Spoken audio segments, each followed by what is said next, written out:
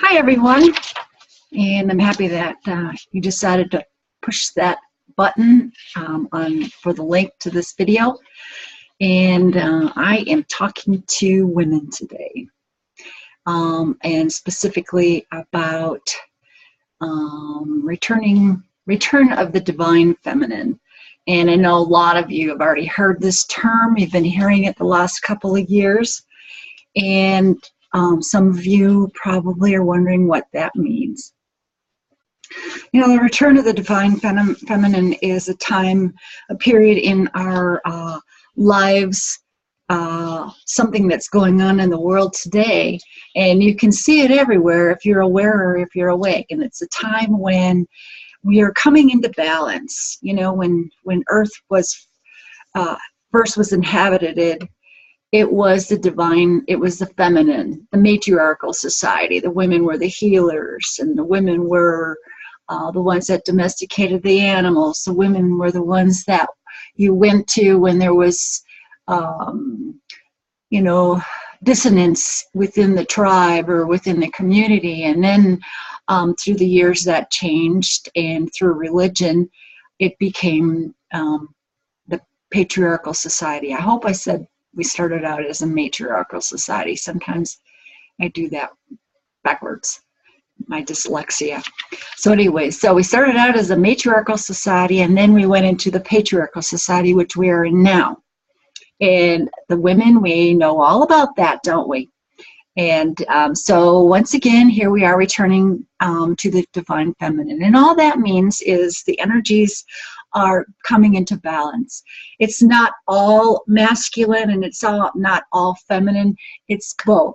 And it's kind of like, you know, with the Hillary Clinton thing, you know, Hillary for president, so many women are voting for her just because she's a woman. And, you know, you really need to be careful because, like I said, we are turning to balance, and the woman especially has to find the balance within herself. She has to find the masculine and the feminine and balance that within herself. So it's not all about the feminine, it's about the balance. And so we really have to look at Hillary Clinton and ask ourselves if this woman is truly in balance, and who she truly is working for. And that's all I'm going to say about that. But what does that have to do with my book today? Candlelight and Cobwebs. You can see she's walking through this dark tunnel, and in the back there's a light, and you can see back here this strange looking very large cat. And then in the back cover there's more doorways and more doorways and more doorways with this fountain in the center. The divine feminine has a lot to do with this story.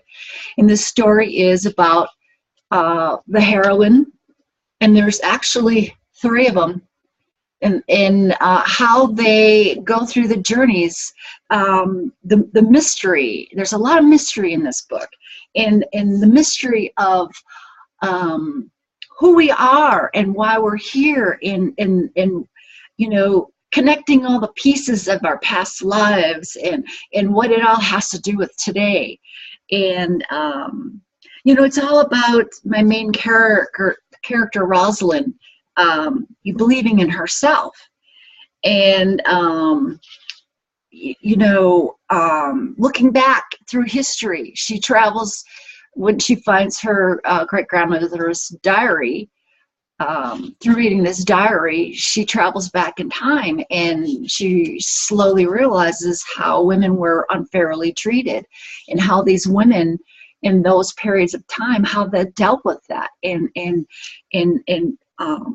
how much they did for the women today. And you know, it's all about breaking out of the system. You know, we talk about the matrix, and you know, the system, and the elites, and the controllers, and you know, it's all about breaking away from that, and breaking away from the patriarchal societal constraints. And you know, so this journey with Rosalind is all about that. And I mean, they learn to not take life so serious, because really it is a game. We're all playing a big game, and we have the decision to decide how we want to play this game. And these women decided they're not going to play the man game any longer, and they have one heck of a good time. And you know, it's all the mystery and the mystique, and of course there's some romance involved in this. I mean, and there's a family curse, and what does that all have to do with us women today? And it just all leads to fulfilling our souls and what makes us happy, and what makes us whole. And I mean, do you have days?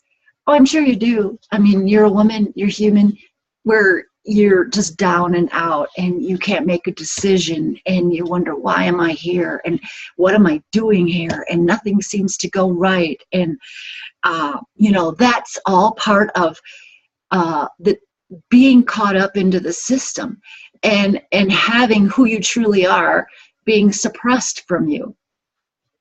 And you know, staying in with the programming, and the fear of you know, not stepping out of the boundaries, and the fear of having somebody look at you and say, what are you doing? You know, you're crazy. I don't see you anymore. And, you know, what are you into now? And, you know, we live our lives according to what other people have to say about us, or how other people look upon us. And, you know, that's not why we're here.